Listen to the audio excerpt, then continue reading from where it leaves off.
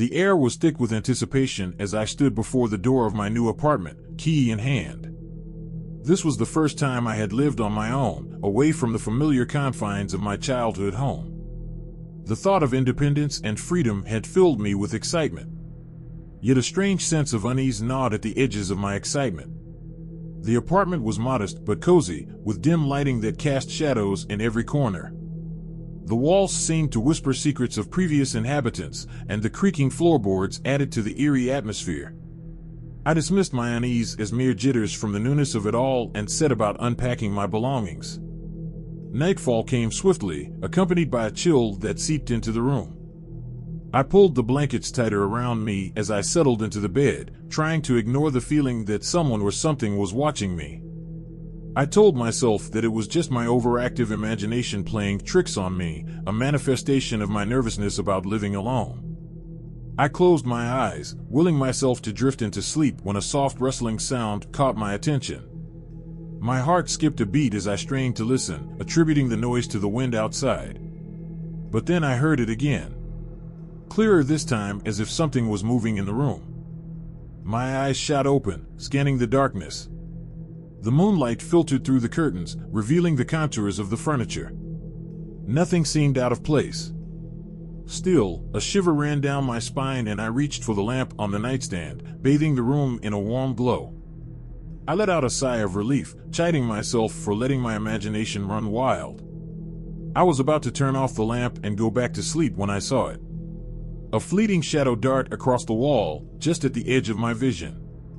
My heart raced and I froze, unable to tear my gaze away from the spot. With a deep breath, I forced myself to get out of bed. The floor felt cold beneath my feet as I approached the wall where the shadow had been. I ran my fingers along the paint, finding nothing unusual. The room felt still and quiet, as if the very air was holding its breath. I returned to bed, but sleep remained elusive. Every creak of the floor, every distant sound sent shivers down my spine. I reached for my phone, considering calling a friend or family member to calm my nerves, but the signal was weak in the unfamiliar place. I was truly alone, surrounded by the unknown. As I lay there, a sense of unease continued to build. It was as if the room itself was alive with a malevolent energy. I glanced toward the window, and my breath caught in my throat. Standing there, illuminated by the moonlight, was a figure. A figure that shouldn't have been there. My heart raced as I stared at the silhouette, unable to move. The figure seemed to sway gently as if suspended in midair. Panic coursed through my veins and I reached for the lamp, only to find it unresponsive. Darkness swallowed the room and I fumbled for my phone, desperately trying to dial for help. The figure moved, gliding toward me with an unsettling grace. My fingers trembled as I managed to hit the call button, the sound of the dial tone echoing through the room. The figure drew closer, its features still obscured by shadows. It emanated a palpable sense of dread, freezing me in place. "Hello?" A voice crackled through the phone, and I let out a strangled cry. The figure was now at the edge of my bed, its face slowly coming into view. I choked back a scream as I recognized the face. It was mine. Twisted and contorted into an expression of anguish. Tears welled up in my eyes as I clutched the phone trying to speak, to make any sound, but my voice was trapped in my throat and the figure's eyes bore into mine with a malevolence that sent a shockwave of terror through me.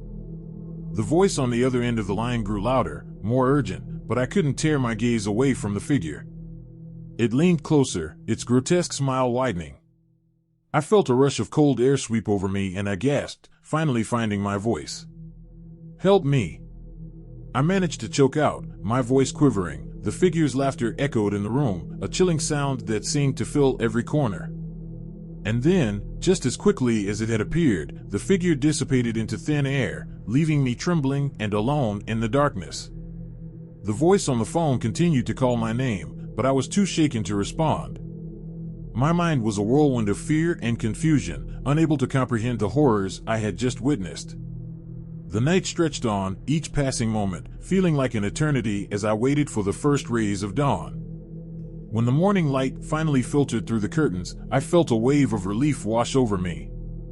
The apartment was bathed in a warm glow, the shadows no longer holding their sinister secrets. I clutched the phone in my hand, realizing that the call had ended at some point during the night. I stumbled out of bed, my legs weak, and walked over to the wall where the figure had been. There was nothing there, no trace of its presence. Had it all been a hallucination? A nightmare born from the anxiety of my new surroundings? I spent the next few days in a haze, unable to shake the memory of that horrifying night. I questioned my sanity, wondering if the stress of moving and being on my own had taken a toll on my mind. But deep down, a nagging doubt remained. The doubt that what I had experienced was real. I never spent another night in that apartment. The fear had etched itself too deeply into my psyche, and I knew that I couldn't continue living in a place that held such dark secrets. I moved out as quickly as I could, leaving behind the eerie atmosphere and the twisted figure that had haunted my dreams. To this day, I can't explain what I saw that night. Was it a manifestation of my own fears? A product of my imagination running wild? Or was there something truly malevolent lurking in the shadows of that apartment? The memory continues to haunt me, a constant reminder that sometimes the darkness holds more than just the absence of light. It holds unimaginable horrors that can shatter our perception of reality.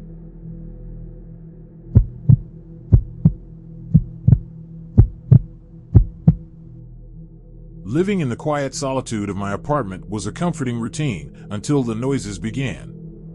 Across the hall, my neighbors' comings and goings were accompanied by the usual sounds. The shuffle of footsteps, the clatter of dishes, and the occasional laughter. I hardly paid any mind, considering it the minor inconvenience of sharing a building with others. But then the noises took an eerie turn.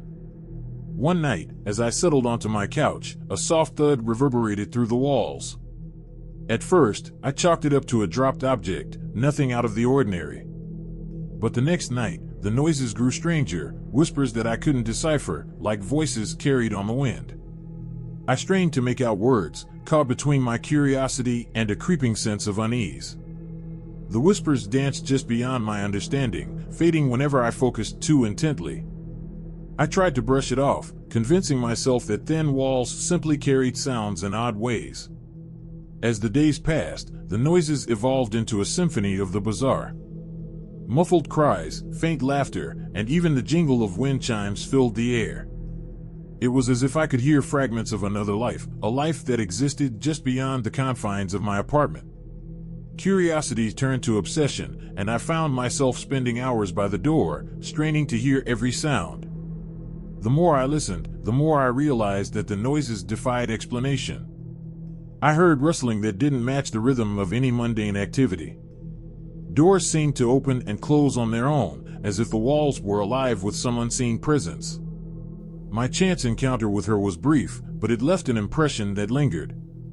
As I stepped out to retrieve my mail one evening, she appeared, unlocking her apartment door with an elegance that caught my eye. She was stunning, with eyes that held a hint of mystery. Our eyes met and she offered a pleasant smile, a fleeting connection that left me wondering. One night, however, shattered any sense of normalcy. The sounds that echoed from across the hall were no longer gentle murmurs, but guttural shouts and violent thuds. Fear clenched my heart as I imagined the worst, picturing her trapped in a violent altercation. Desperation overcame my hesitation and I rushed to her door, knocking urgently. There was no response. Panicked, I pounded on the door and called out, my voice betraying my concern. Silence echoed back at me, the apartment seemingly devoid of life. The weight of dread pressed on my chest as I contemplated my next move. The urge to ensure her safety overwhelmed me, and I threw caution to the wind, banging on the door with all the force I could muster. Still no answer. With my heart racing, I grasped the doorknob and turned, finding it unlocked. My breath caught as the door swung open, revealing an apartment plunged into darkness. My fingers fumbled for the light switch, and when the room was bathed in light, I recoiled in horror. The apartment was empty. There was no woman, no furniture, there was nothing. A chill raced down my spine, shrouded in uncertainty. The pieces that once fit so neatly now wavered and doubt clawed at my convictions. Were the sounds I thought I heard, the whispers, the cries, merely a symphony of my restless mind? Had I truly seen the enigmatic neighbor, or had she been a creation of my fevered imagination? As I stared into the emptiness of the apartment, reality twisted and blurred. The notion that I may have trespassed into the unknown tightened its grip, hinting that my curiosity had led me astray. The truth remained elusive, a shadow within a shadow. The idea that my own perceptions might have betrayed me became as unsettling as the enigma itself.